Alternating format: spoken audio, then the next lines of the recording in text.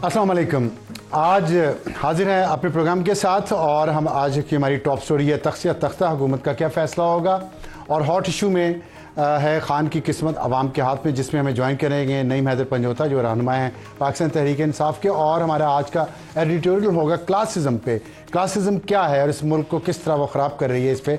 और जो top story है आज की हमारी तख्त या तख्ता, इसका ताल्लुक उस फैसले से है जो हुकूमत ने करना है, जो इस्टेब्लिशमेंट ने करना है कि खान साहब जो जेल में हैं उनके साथ 9 मई के वाक़े के बाद क्या होगा। और जनरल फैज़ ने जो सबूत दिए हैं, जो पेश किए हैं, क्या उसके बाद खान साहब का ट्रायल मिलिट्री कोर्ट में होगा या ओपन कोर्ट में होगा। जनरल फैज़ का ट्रायल मिलिट्री कोर्ट में होगा या ओपन कोर्ट में होगा, और मिलिट्री कोर्ट में होगा तो फिर उसके बाद ओपन कोर्ट में आएगा कि नहीं आएगा। और आज खान साहब ने जो बात की है मीडिया से अडयाला जेल में, आज उनका मूड बिल्कुल मुख्तलिफ था उस मूड से जो 2 दिन पहले था। 2 दिन पहले उनका मूड बहुत डाउन था, लो था, उन्हें पसीना भी आ रहा था और गला भी लोग कह रहे हैं खुश्क था। लोग से मुराद जो रिपोर्टर्स वहाँ में मौजूद थे, लेकिन आज उनका मूड बहुत खुशगवार था। पसीना आज भी आ रहा था, लेकिन आज अच्छे वाला पसीना था, बुरे वाला नहीं था। और उन्होंने उसकी वजह क्या है?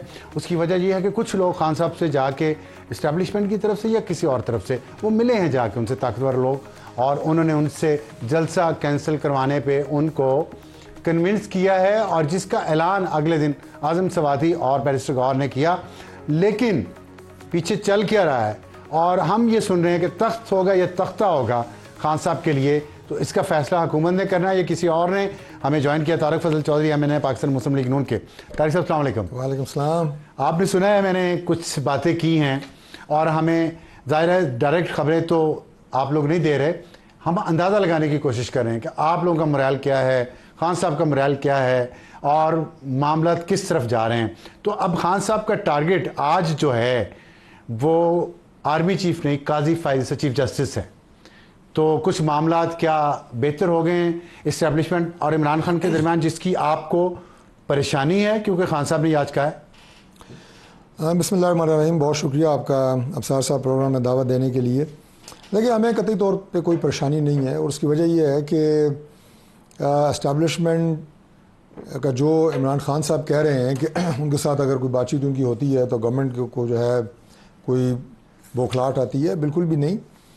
देखिए, इमरान खान साहब जिस हद तक जा चुके हैं और उनकी जमात जिस हद तक जा चुकी है, अदलिया की पहले मुखालफत और उसके बाद इस्टेब्लिशमेंट, और इस्टेब्लिशमेंट से मुराद सिर्फ ये नहीं कि कोई हदफ तनकीद बनाना, बल्कि स्टेट के साथ इदारों और उनके सरबराहों के साथ दुश्मनी की हद तक जाना। सोशल मीडिया के ऊपर पाकिस्तान में बैठे हुए लोग, पाकिस्तान से बाहर बैठे हुए लोग, ख़ुद उनकी अपनी लीडरशिप, और ख़ास तौर पे अभी ये जो थोड़ा सा आपने जिक्र किया जनरल फैज़ की गिरफ्तारी के बाद, तो सूरत हाल बिल्कुल मुख्तलिफ हो चुकी है।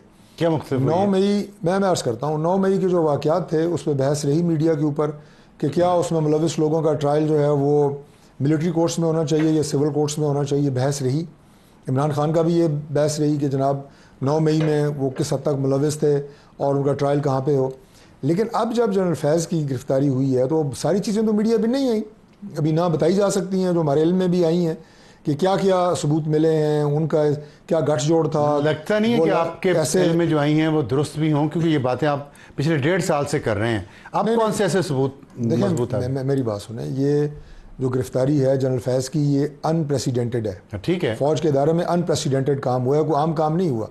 उन्होंने पहले तो आपको एक ये ज़हन दिया है कि हम आखिरी हद तक जाएंगे पाकिस्तान के लिए, इस निज़ाम को बचाने के लिए, इस मुल्क को बेहतर लेकिन आप दुश्मनी की बात कर रहे थे ना कि पीछे हटने वाली बात नहीं है कि आप तनकीद करेंगे, डराएंगे, फलाएं करेंगे और उनकी गालम गलोच ब्रिगेड से हमें कोई असर पड़ेगा नहीं, हम आखिरी हद तक जाएंगे। और उसके बाद इस गिरफ्तारी की वजूहात क्या थी जो आप कह रहे हैं ना, शायद आप तक भी बातें आई हों। मैंने कहा जो कुछ आई हैं वो भी हम बता नहीं सकते, लेकिन सारी नहीं आई, लेट मी एडमिट। लेकिन ये जो सारी बातें हैं अभी सामने आएंगी। आप कौन से छुपा क्यों रहे हैं? नहीं छुपाने की बात नहीं है। अगर सच्चे हैं आप लोग, अगर सच्चे हैं, अगर सच्चे छुपा क्यों रहे हैं? कौन से? बात ये है 1.5 साल हो गया ये बातें सुनते हुए। नहीं, 1.5 साल बता नहीं सकते। वो और बात है। देखें, वो बातें और थी। मैं बरह रास्त सिर्फ एक जनरल फैज़ की गिरफ्तारी के हवाले से बात कर रहा हूँ। ऐसा फौज में कभी हुआ नहीं यकीनन जनरल फैज उस हद तक गए हैं ये कि बात इतना बड़ा इंतहाई कदम फौज को उठाना पड़ा, और वो इंतहाई कदम इसलिए उन्होंने उठाया कि वो शवाहिद उनके पास मौजूद थे और उनके लिंक इमरान खान और उनके नेटवर्क के साथ निकलते हैं। लिहाजा अब ये ट्रायल कहाँ होगा 9 मई का, ये अब सूरत हाल बिल्कुल बदल गई है। मैं ये अर्ज कर रहा हूं, 1.5 साल से सुन रहे हैं, ये अनप्रेसिडेंटेड है। जनरल फैज की गिरफ्तारी मान लिया, 4 दफा आपने ये बात बताई है, इसके आगे क्या है?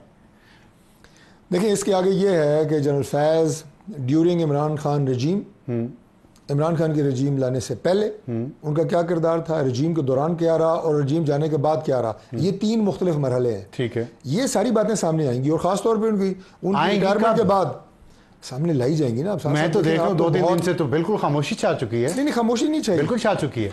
देखिए जो टीम्स अपना काम कर रही हैं, इंटेरोगेट कर रही हैं चीज़ों को, आप सामने आप कह रहे सबूत ही बहुत है, तो फिर इंटेरोगेशन की नहीं, जब आप ये सबूत कौम के सामने रखते हैं, मीडिया पे रखते हैं, कब रखेंगे? नहीं, ये तो नहीं बताया जा सकता कि तो ये फिर हफ्ता लगेगा, 10 दिन लगेगा, 20 दिन लगेगा। इसलिए तो फिर आप नैरेटिव की वॉर हारते इसलिए हैं। गिरफ्तारी को तो मेरे ख्याल है 2 हफ्ते हुए होंगे, देखिए 1.5 साल, उसको इसमें काउंट ना करें। आप मैं इस सूरत हाल की बात बता रहा हूं। आप नैरेटिव की वॉर इसलिए हारते हैं कि आप ये कहते रहते हैं कि बहुत कुछ पता चल गया, बहुत कुछ दिखाते कुछ नहीं है। खान साहब उसके बाद लगे रहते हैं आपको। ये जो मामला है इंतहाई हसास मामला है, ये भी और इसमें कोई बात ऐसी जो कि कच्ची बात हो, जिसमें ठोस शवाहिद ना हो, वो कर देना, पहले कर देना मुनासिब नहीं है। ठोस शवाहिद नहीं है ना? और अब इस वक्त ठोस शवाहिद नहीं है। जनरल फैज की बात कर रहे हैं। हाँ।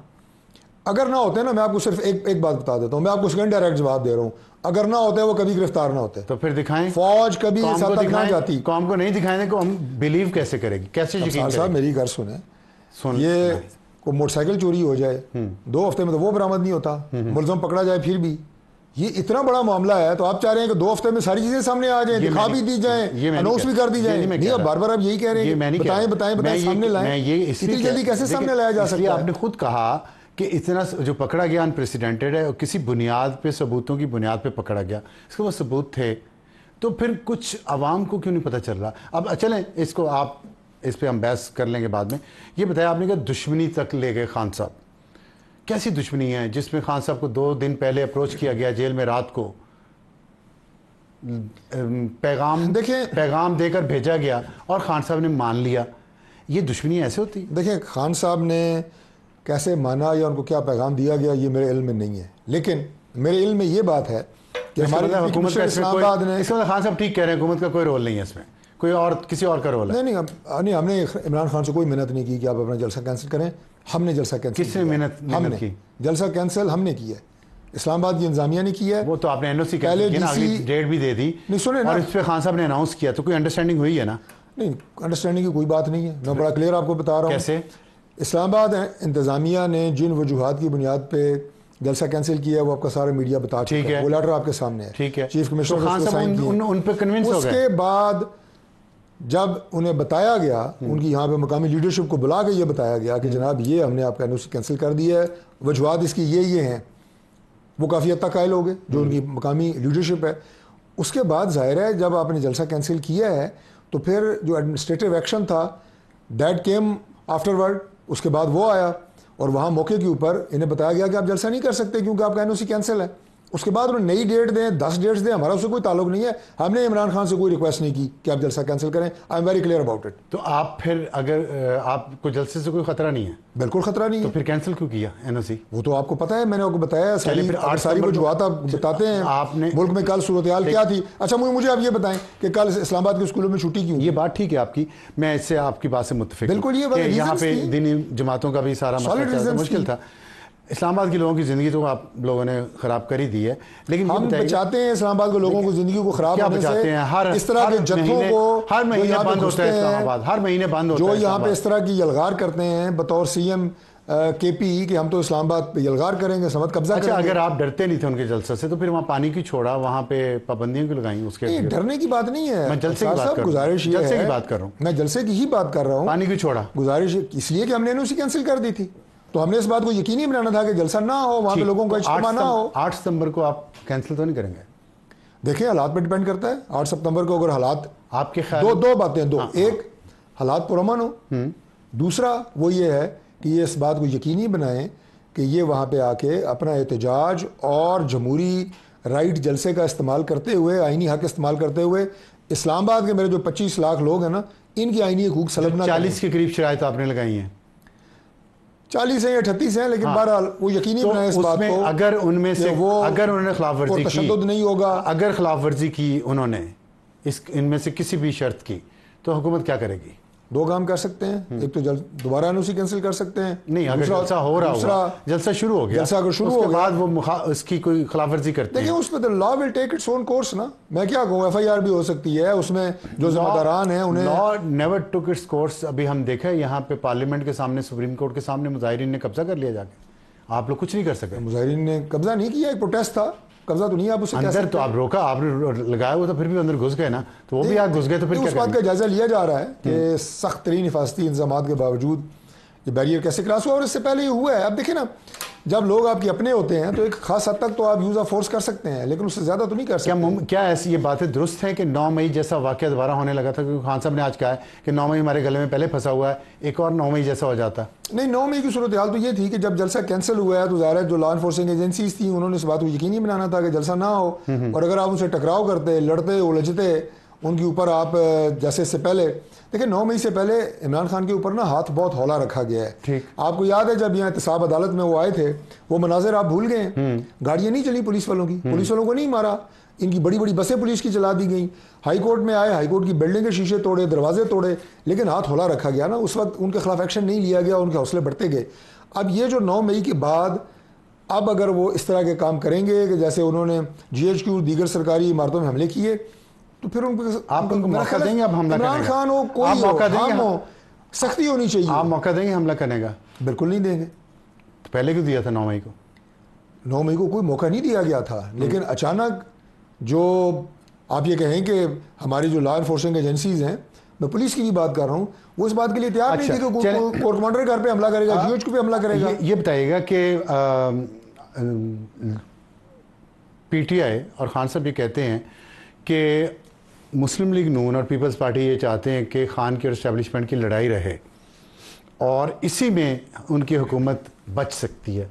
अगर लड़ाई ख़त्म हो गई तो आपकी हुकूमत नहीं बच पाएगी। क्या आपका इंटरेस्ट है कि दोनों के दरमियान टसल जारी रहे? देखिए, हमारा कोई इंटरेस्ट नहीं है, ना हमारे चाहने या ना चाहने से ये बातें होती हैं कि टसल रहे या ना रहे। हम अपना तमाम तर फोकस अपनी गवर्नेंस पे, पाकिस्तान को इस मुश्किल हालात से निकालने पे रखे हुए हैं, मुआशी तौर पे बेहतरी लाने पे रखे हुए हैं। लेकिन हैविंग सेड दैट, ये बात मैं आपको बता दूं कि इमरान खान साहब को किसी दुश्मन की ज़रूरत नहीं है, किसी सियासी दुश्मन की ज़रूरत नहीं है। इमरान खान ने अगर सियासत करनी है और वो उन सियासी हदूद और क़ुयूद के अंदर करनी है जो हर महज़ब मुआशरे की एक रवायत होती है, तो उनके लिए सियासत में स्पेस भी है, जगह भी है। लेकिन अगर उन्होंने इदारों पे ट्राई करके स्टेट के ख़िलाफ़ एक बयानिया बना के, कभी इदारों को सरबराहों को आपका सकूते ढाका के किरदारों के साथ मिला के, और इस तरह की ट्वीट्स अपने उनके ऑफिशियल अकाउंट से हो रही हैं और वो उसको डिनाई भी नहीं कर रहे, ये करके इमरान खान पाकिस्तान में सियासत नहीं कर सकते। देखिए, ये जो जब आप किसी सियासी दुश्मन की जरूरत नहीं है। जब आप ऐसी बातें करते हैं और वज़ीर आज़म शहबाज शरीफ कहते हैं मैं और आर्मी चीफ यक जान दो कालिब हैं, इससे तो साफ पता चलता है कि आपकी अपीसमेंट की पॉलिसी टुवर्ड्स इस्टेब्लिशमेंट है, ताकि वो इमरान खान से दूर रहे और उसके साथ कुछ डील ना कर पाए। ये तो जाहिर हो रहा है। देखिए, मेरी एक बात सुनिए, एस्टैब्लिशमेंट किसी की रिश्तेदार नहीं होती कि वो उसकी मोहब्बत में गिरफ्तार हो जाती है। आपकी भी नहीं है? बिल्कुल नहीं है।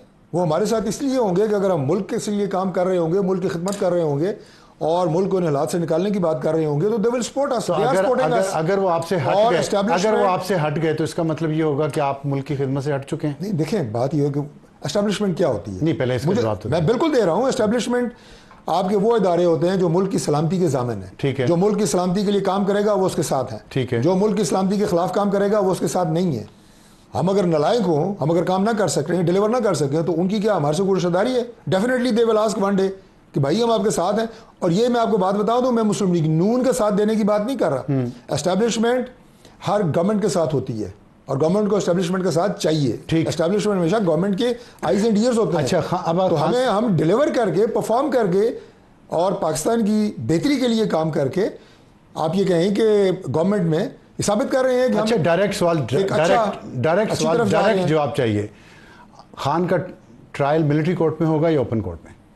अब मुझे लगता है मिलिट्री कोर्ट में होगा। अब से क्या मुराद है? अब से मतलब जनरल फैज़ की गिरफ्तारी के बाद। कल तो ख्वाजा आसिफ कह रहे थे कि उनके वहाँ से सिक्योरिटीज राय ने जो खबर भी चलाई 2 दिन पहले, उन्होंने कहा है कि ओपन ट्रायल होगा, खान साहब का पूरी दुनिया देखेगी। देखिए ओपन ट्रायल, मिलिट्री ट्रायल में भी शायद ओपन ट्रायल हो सकता हो, मैं इसकी डिटेल से तो वाकिफ नहीं हूँ, लेकिन ओपन ट्रायल होना एक और बात है, मिलिट्री ट्रायल और सिविल अदालतों में ट्रायल होना एक और बात है। मैंने आपको बरमला ये बात कही है कि 9 मई के पहले वाक़यात में ये बहस थी। तो आप ये कह रहे हैं कि जो अभी मिलिट्री हो या सिविल गिरफ्तारी के बाद उनका मिलिट्री कोर्ट में ट्रायल होगा, लेकिन ओपन हो सकता है? ओपन हो सकता है, और वो तमाम शवाहिद जो मैं आपको अर्ज कर रहा हूं, जिसकी बुनियाद के ऊपर जनरल फैज़ की गिरफ्तारी हुई है, वो गैर मामूली सबूत और शवाहिद और कनेक्शंस हैं, और वो जब इमरान खान के साथ साबित होंगे तो फिर ये ट्रायल आवाम से शेयर किए जाएंगे। बिल्कुल किए जाएंगे। ठीक है। अच्छा ये बताइएगा, आप फैज़ के बाद किसी और इदारे के सरबराह को भी गिरफ्तार किया जाएगा जुडिशरी में या कहीं और? नहीं, इसका तो मेरे इल्म में तो कोई ऐसी बात नहीं है। तो इसका मतलब है कि जो हवा में तीर चलाना, जो जजेस के खिलाफ आप इल्ज़ाम लगाते रहे हैं, उस पर आप कोई कार्रवाई करने का इरादा नहीं रखते? देखिए इल्ज़ाम लगाना जो है, उसके पीछे अगर कोई बात, मैं समझता हूँ कि जनरल फैज़ पे इतने इल्ज़ाम नहीं लगे कि बाकियों पे भी लगते रहे, इन पे भी लगते रहे, लेकिन वो गिरफ्तार इल्ज़ाम की बुनियाद पे नहीं हुए, वो शवाहिद की बुनियाद पे हुए हैं, ठोस सबूतों की बुनियाद पे। आपके पास जैसे साकिब निसार के खिलाफ कोई सबूत नहीं है, आप ऐसी बातें कर रहे हैं? देखें, जब ये सिस्टम चलता है, जब ये निज़ाम अपना पेस पकड़ता है, तो फिर उसमें और नाम आते हैं, आ सकते हैं। नहीं, निज़ाम ने पेस पकड़नी है या एविडेंस ने? निज़ाम ने पेश पकड़नी है, गिरफ्तारियां सबूत की बुनियाद पे होनी है, और वैसे भी अगर बगैर सबूत की जो गिरफ्तारियां होती हैं वो तो चलती नहीं है, उल्टा मजाक बन जाती हैं। तो इसका मतलब है कि आपके पास जैसे साकिब निसार के बारे में कोई ऐसे एविडेंस नहीं है कि उनकी गिरफ्तारी हो सके? नहीं, अभी फिलहाल मेरे में नहीं है ऐसे कोई एविडेंस, अभी नहीं है एविडेंस। अच्छा, तो अभी हुकूमत का जो पीपल्स पार्टी के साथ मसला चल रहा है और बयानबाजी भी हुई है, तो कल बिलावल भुट्टो की मुलाकात भी हुई है वज़ीर आज़म शहबाज शरीफ साहब से, तो क्या मामला कुछ तय हुए हैं या नहीं? पहली बात तो ये कि हमारा पीपल्स पार्टी से कोई मसला नहीं चल रहा। वो एक बात जो CM सिंध ने जो बात की थी, उसके जवाब में कुछ लोगों ने यहाँ से, और हमारे चीफ मिनिस्टर ने भी ये बात की कि आप अगर आवाम की खिदमत को समझते हैं, रिलीफ देने को समझते हैं बेवकूफ़ी है, तो ये बेवकूफ़ी हम करते रहेंगे कि हमने रिलीफ दिया है, हमने कोई ऐसी कोई गलत बात नहीं की। उसमें कोई थोड़ा सा बयानबाजी हुई है, लेकिन वो तो रूटीन की बात है। हमारा उनके साथ ना कोई इख्तलाफ है, और हमारे वो हलीफ हैं, और हम मरकज़ में बिलखुसूस चूँकि वो हमारे साथ हैं, तो हम हर काम उनकी मुशावरत से करते हैं, मिल के करते हैं। तो ये काजी फाइज़ा को चीफ जस्टिस के तौर पर रखने के लिए या अपनी पसंद का कोई चीफ जस्टिस लगाने के लिए सीनियर मोस्ट के अलावा आप कोई कानून में तरमीम करने जा रहे हैं? देखिए, ऐसा फ़िलहाल तो कोई प्लान में नहीं है। कल बिलावल भुट्टो से जो मुलाकात हुई है उसमें ये इशू ज़ेर बहस नहीं आया? देखिए, ये चीज़ें बहुत सारी होती हैं कि जो इन मुलाकातों में जो कि प्राइवेट होती हैं, उनमें इम्कानात फर्दर आगे हमने कैसे आगे बढ़ना है, निज़ाम के लिए, मुल्क के लिए, मईशत के लिए डिस्कशन होती है, लेकिन ऐसा कोई फैसला अभी तक नहीं हुआ। खबर नहीं दी आपने, वादा किया था खबर दूंगा आज। आप पूछें, मैं तो सारी कोई खबर अपने पास रखी नहीं है, जो मेरे पास था वो मैं आपको बता के जा रहा हूँ। अभी आपने कह दिया साकिब निसार के पास के खिलाफ कोई सबूत ही नहीं है अभी तक, हुकूमत के पास खाली प्रोपेगेंडा जारी है। तो बहुत शुक्रिया तारिक फजल साहब हमसे बात करने का, और एक ब्रेक लेते हैं, ब्रेक के बाद वापस आएंगे तो हॉट इशू, और हॉट इशू ये है कि खान की किस्मत अवाम के हाथ में है या अदलिया के। इस पर हमें ज्वाइन करेंगे नईम हैदर पंजोता, जो रहनुमा है पाकिस्तान तहरीक इंसाफ के। एक छोटे से ब्रेक के बाद प्रोग्राम में दोबारा खुश आमदीद। हॉट इशू, खान की किस्मत अवाम के हाथ में या अदलिया के हाथ में। हमें ज्वाइन किया है नईम हैदर पंजोता साहब, रहनुमा है पाकिस्तान तहरीक इंसाफ के, और very young but very effective and intelligent lawyer. अस्सलाम वालेकुम। वालेकुम सलाम। खुश आमदीद, पहली दफ़ा आप हमारे प्रोग्राम में तशरीफ़ लाए हैं। लेकिन इश्यूज़ बड़े हॉट हैं आजकल, और अभी जो PTI के अंदर एक इख्तलाफात की बातें होती हैं बार बार, और हकीकत भी है, वो फिर बाहर मज़ीद इसलिए आई हैं कि जलसा कैंसिल हो गया है। अली मियां खान साहब ने एक ऑडियो लीक हुई थी जिसकी आज उन्होंने तस्दीक की है, और उन्होंने कहा है कि वो मेरी आवाज़ है, जिसमें उन्होंने कहा है कि इस्टेब्लिशमेंट की मर्ज़ी के बगैर आज़म सवातीन मिल नहीं सकते थे खान साहब से, और खान साहब ने जलसा कैंसिल नहीं करवाया। लेकिन खान साहब ने आज बात करते हुए मीडिया से कंफर्म किया है कि जलसा उन्होंने ही कैंसिल करवाया। दूसरी तरफ अली अमीन गंडापुर पे बहुत इल्ज़ामात PTI का सोशल मीडिया लगा रहा है, हकीकत क्या है, किसने और क्यों करवाया?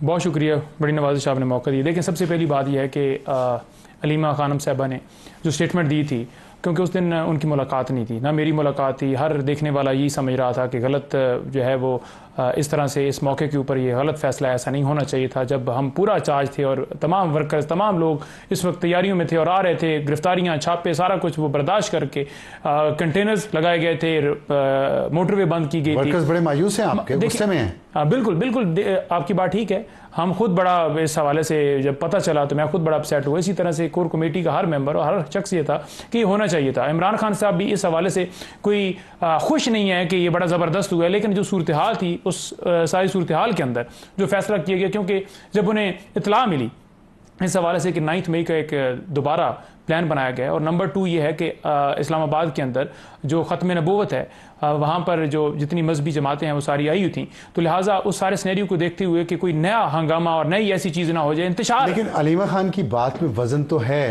कि कैसे मुलाकात इतनी सुबह सुबह हो सकती है बगैर इस्टेब्लिशमेंट की मर्जी से। तो इस्टेब्लिशमेंट से राब्ते बहाल हुए हैं, आपकी चेहरे की मुस्कुराहट बता रही है कि शायद बहाल हुए हैं राब्ते। देखें, इस हद तक अगर बात की जाए ना, तो सबसे पहले मेरा ख्याल में सवाल उनसे होना चाहिए जिनकी हुकूमत है फार्म 47 के मुताबिक जिन्हें बनाया गया। खान साहब ने आज कह दिया मैं फार्म 47 की हुकूमत से तो बात ही नहीं करता। वही बात है, तो उन्होंने उनसे बात नहीं की, वाज़ेह कर दी, नहीं उन्होंने वाज़ेह कर दिया है कि बात मेरी उन्हीं से हुई है जिनसे हो सकती है। साथ में उन्होंने यही कहा इसी बात की नून लीग को परेशानी भी है। देखिए, मैं यही गुजारिश कर रहा हूँ कि रात को 1 बजे कॉल आना और फिर कॉल आकर उनको खान साहब ने जैसे बुलाया है और वहाँ पर किसकी कॉल आई रात को 1 बजे? देखिए, रात को 1 बजे डेफिनेटली जो है बैरिस्टर गौर साहब को कॉल आई, आपके हमारे जो हैं वो CM KP हैं उनको कॉल आई, हमारे खान साहब की नहीं खान साहब की नहीं कॉल है, खान साहब से तो बात नहीं करवाते ना। डेफिनेटली जो है उन्होंने फ़ोन किया जेल से कि आपसे मिलना चाहते हैं, आप आएँ, और कहीं और से भी कॉल आई होगी। तो ये जो बैरिस्टर गौहर को और आजम सवाती को, बैरिस्टर गौर को और आजम सवाती को, ठीक है, 1 बजे रात को कॉल आई कि सुबह आपकी खान साहब से मुलाकात है और आप मिलना चाहते हैं। बिल्कुल, आप आएँ और आपसे मुलाकात कराई जाएगी। ठीक है, जब मुलाकात हुई तो डेफिनेटली वहाँ पर सारी सूरत हाल, जो खान साहब ने आज स्टेटमेंट भी दी, उन्होंने कहा है कि मैंने आखिरी टाइम जो है वो कहा है कि हम आखिरी दफ़ा जो है वो कर रहे हैं, क्योंकि वजह यह है कि ये सारी सूरत हाल हम नहीं चाहते कि मुल्क के अंदर कोई इंतशार और इनकार की हो। और ये चीज़ करके खान साहब ने मैसेज क्या दिया है कि हम पुरअमन जमात हैं। खान साहब ने कहा है आज भी कि 28 सालों में हमारी जो सियासत रही, जो हमने जितनी पॉलिटिक्स की है, उसके अंदर एक गमला नहीं टूटा पूरे टेन्योर के अंदर। ये तो थोड़ा सा ज्यादा हो गया है, खैर इस पे हम नहीं जाते। ये बताइएगा, आपने अभी बात की पुरअमन जदोजहद जी, आप खुद वकील हैं, रूल ऑफ लॉ पे इसका मतलब आप यकीन करते हैं, तो ये जो बात हो रही है कि जलसा करेंगे, बहुत सारे जलसे करेंगे, लोगों को बाहर निकालेंगे खान साहब को रिहा करवाने के लिए, इन दोनों चीज़ों का ताल्लुक क्या है, लोगों के बाहर आने से और खान साहब की रिहाई से? क्या आप अडयाला जेल का घेराव करेंगे और अंदर घुस जाएंगे, खान साहब को बाहर निकाल लेंगे? देखिए, पहली बात यह है कि जितने केसेस हैं खान साहब के ऊपर वो लीगल नहीं है, नंबर 1। नंबर 2 ये है कि जब पॉलिटिकली डाला गया है तो पॉलिटिकली ही तरीके से खान साहब की मतलब यही है कि आप जेल तोड़ देंगे? देखिए, मैं इसके ऊपर बड़ा क्लियर हूँ। पहली बात यह है कि खान साहब के लीगल केसेस, इस वजह से मैं नहीं कह रहा कि वो लीगल केसेस जो हैं वो नहीं हैं, क्योंकि उसकी रीज़न क्या है? उसकी रीज़न ये है कि जब एक केस से रिहा होते हैं, दूसरे में, दूसरे से तीसरे में, तीसरे से चौथे में, तो पॉलिटिकली इसका मैं देख रहा हूँ कि इस सूरत हाल के अंदर रिहाई मुमकिन है कि जब आवाम जो है सड़कों पर निकलेगी, एहतजाज, जब भी कोई गलत काम होता है, फॉर एग्जाम्पल रिजर्व सीटें नहीं मिल रही तो आईने पाकिस्तान हमें हक देते हैं हम एहतजाज करें। अगर सुप्रीम कोर्ट में कोई गलत फैसला आता है हमारा हक है, अगर जजेस को डराया जाता है, धमकाया जाता है तो हमारा हक है कि आज़ाद अदलिया। तो मतलब आप हम ये समझते हैं कि मुल्क के अंदर रूल ऑफ लॉ नहीं है। मतलब वही कि रूल ऑफ लॉ नहीं है तो आप जेल जाके खान साहब को खुद भी रिहा करवा सकते हैं? देखिए, मैंने तो ये नहीं कहा कि हमने जेल के सलाखों के दरवाजे तोड़ने हैं, और अगर खान साहब कानून और आइन को ना मानते होते तो कभी किसी अदालत के अंदर पेश ना होते, वो तो अदालतों में पेश होते रहे, उन्होंने सरेंडर किया कानून के सामने। लोग सड़कों पे आएंगे जी, ठीक है, और खान क्योंकि ये गैर उन्हें सियासी केसेस हैं तो सियासी तरीके से ख़त्म होंगे। मतलब यही है कि लोग सड़कों पे आएंगे सियासत के ज़रिए और फिर वो इस सारे निज़ाम को तहस नहस कर देंगे, खान को बाहर निकाल देंगे। ठीक, देखें, KP में आज जलसा हुआ, कहीं पर तहस नहस हुआ, हमने जिस जगह पर जलसा किया, आप मैं तो हमें की बात कर रहा हूँ, मैं वही अडयाला जेल है ना इधर करीब। देखें, हमने 3 जगह दी थी कि ये इन 3 जगहों के ऊपर हमें एहतजाज करना चाहिए, हमें हमारी मर्जी के मुताबिक जगह का इंतखाब नहीं करना। मैं वही कह रहा हूं, आपकी बात से तो हम चाहते हैं कि जलसा करें। चाह रहा हूं कि लोगों के सड़कों पे आने से खान की रिहाई कैसे मुमकिन होगी? मुझे वो थोड़ा रिहाई ऐसे मुमकिन है जैसे आप देखें कि TLP जमात इस्लामी आकर उन्होंने प्रोटेस्ट किया, बैठे रहे, धरना दिया, उन्होंने अपने कहा कि हम इसलिए हैं कि महंगाई कंट्रोल हो, जो पेट्रोल डीजल की कीमतें बढ़ाई गई या टैक्स लगाए गए, बैठे तो उनकी क्या डिमांड थी? फिर उनकी डिमांड, उनके साथ बातचीत की गई, उनके साथ कहा गया कि हम इसको करते हैं, लेकिन वो उठ गए। उन्हें नहीं उठना चाहिए था, उन्हें नहीं उठना चाहिए था। उनकी डिमांड अगर ये होती है ना कि फॉर्म 47 की हुकूमत को हटा दी जाए तो वो ज्यादा बेहतर था, क्योंकि इस वक्त आप TLP मॉडल फॉलो करेंगे जिसमें आप आके बैठ जाएंगे कि खान को रिहा करें, जिस भी तरीके से रिहा हो, तो ये तो जनरल फैज़ मॉडल है, फिर तो बात ठीक है। नहीं, देखें बात यह है कि जलसे करना, एहतजाज करना, धरना देना या कुछ भी करना, ये एक आपका आईनी राइट है। और आप उस वक्त करते हैं जब आप समझते हैं कि यहाँ पर कोई गैर कानूनी काम हो रहा है। तो हमारा जो कॉज है, हमारा जो मकसद है, हम ये चाहते हैं कि मुल्क के अंदर रूल ऑफ लॉ हो, उसके अंदर खान साहब की रिहाई भी है, उसके अंदर हमारा मैंडेट भी वापसी, उसके अंदर जो दांदरी डाका डाला गया उसके मुताबिक जो हुकूमतें बनाई गई हैं वो भी सारा शामिल है। तो सारी चीजें उसके अंदर इत्तेहादी नाराज हो गए हैं जो इस जलसे में तहरीक तहफ़्फ़ुज़ आईन पाकिस्तान, वो नाराज़ हो गए हैं कि उन्हें आपने इत्मीनान में लिया जलसा कैंसिल करने से पहले, और महमूद अचकज़ई वहाँ पहुँचे भी।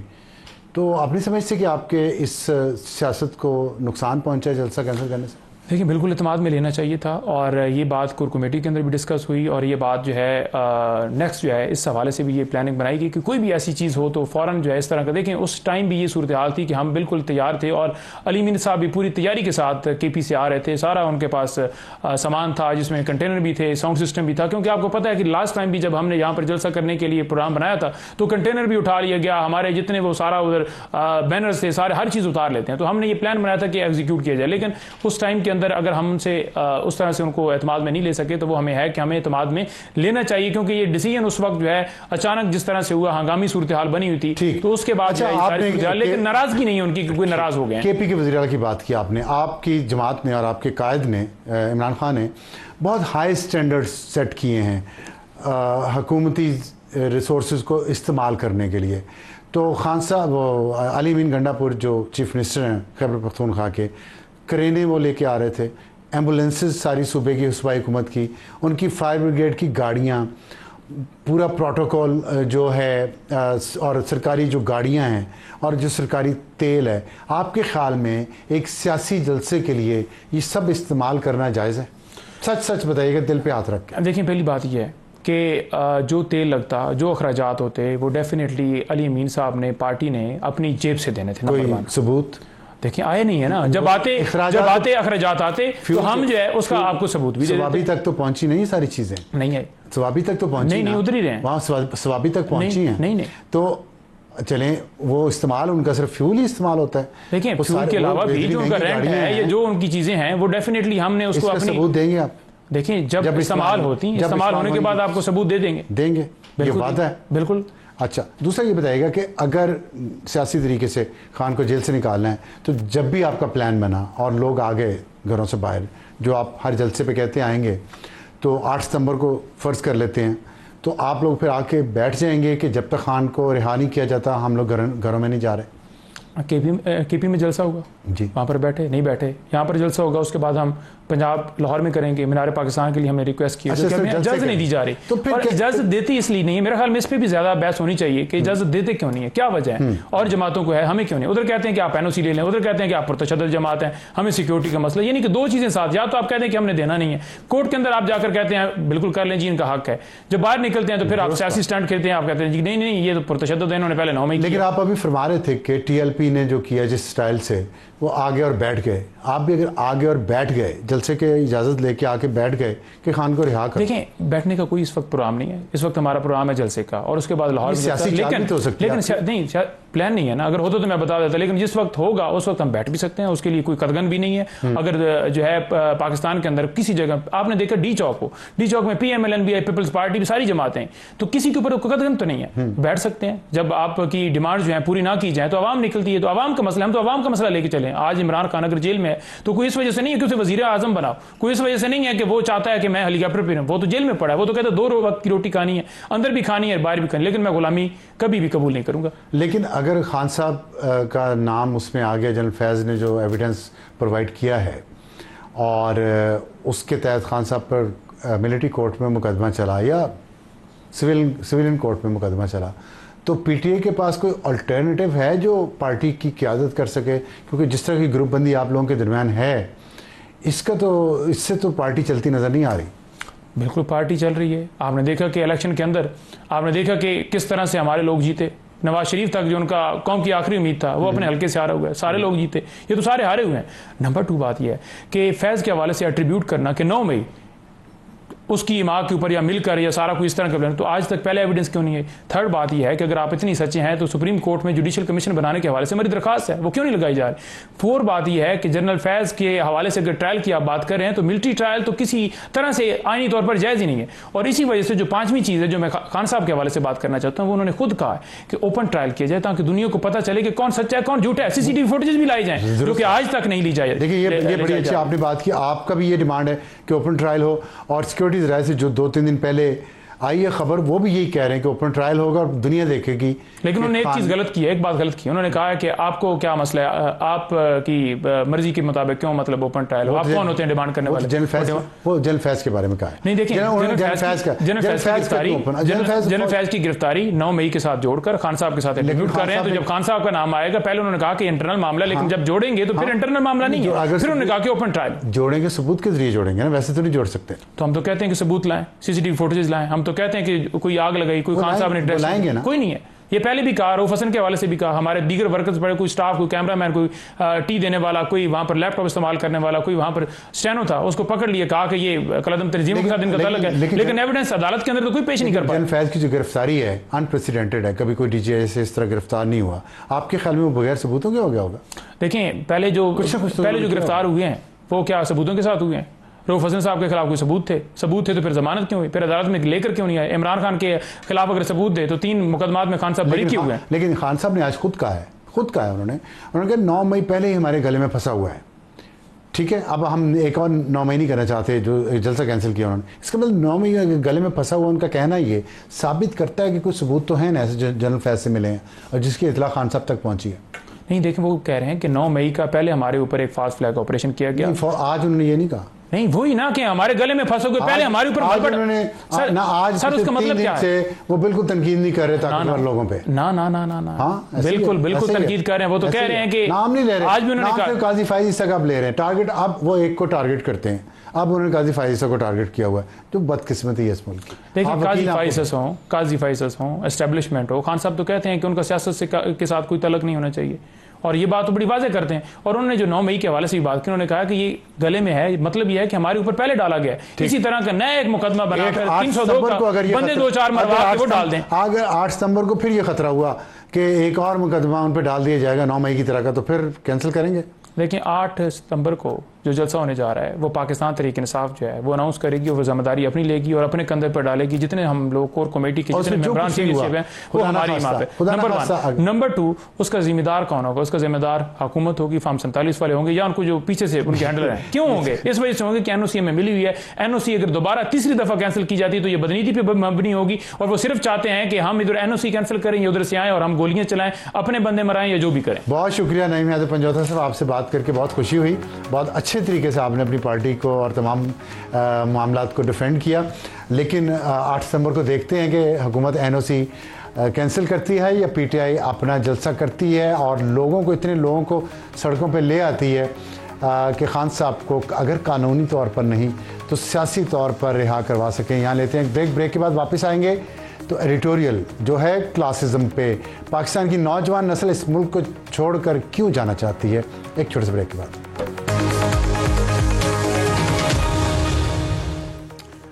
और अब एडिटोरियल, हमारा आज का एडिटोरियल क्लासिज्म पे है। और क्लासिज्म क्या है? क्लासिज्म वो है जहाँ पे 2 पाकिस्तान जिसको कहा जाता है कि एक अमीर का पाकिस्तान, अशराफिया का पाकिस्तान, और एक गरीब का पाकिस्तान। और नई नस्ल जो इस मुल्क से जाना चाहती है, मेजॉरिटी जिसकी इस मुल्क से जाना चाहती है, उसकी वजह यही है कि वो हमें ये ताना देते हैं कि आपने ये मुल्क बनाया कैसे, इसको हमारे रहने के काबिल छोड़ा होता तो हम यहाँ रहते। और इसमें सबसे बड़ी बहुत सारे मसाइल हैं, लेकिन सबसे बड़ा मसला जो है वो बेइंसाफ़ी है। वो ऐसा नाइंसाफ़ाना निज़ाम है, गैर मुनसिफाना निज़ाम है, जहाँ इस मुल्क में किसी की ना जान महफूज है, ना माल महफूज है, ना मेरिट महफूज है। अब आप देखें कि 19 अगस्त को कराची कारसाज में जो वाक़या हुआ, जिसमें नताशा दानिश जो बीवी हैं गुल अहमद एनर्जी लिमिटेड के चेयरमैन दानिश इकबाल की, वो उन्होंने जिस तरह अपनी प्राडो कार से 5 लोगों को कुचल दिया, जिसमें से बाप और उसकी बेटी जो एक यूनिवर्सिटी की तालिबा थी आमना आरिफ, वो हलाक हो गए। और उसकी वजह ये थी कि मौसूफा बहुत तेज़ी से ड्राइव कर रही थी। और आपको अभी आपने जो फुटेज दिखाया है ये उस हादसे से कुछ लम्हे पहले का फुटेज है, जिसमें वो पहले ही गाड़ी इतनी बेहूदगी से चला रही हैं उस सड़क पे जैसे कि ये सड़क उनके बाप की है। लेकिन जाहिर है अमीर आदमी की बेटी है तो सड़क तो उनके बाप की है। वो एक गाड़ी को उन्होंने टक्कर मारी, एक मोटरसाइकिल को टक्कर मारी, और उस हादसे से फरार होने के चक्रों में उन्होंने जब गाड़ी तेज चलाई तो आगे बाप बेटी को कुचल दिया, फिर एक और गाड़ी को टक्कर मारी, उसको उल्टा दिया, 5 लोग कुचल डाले।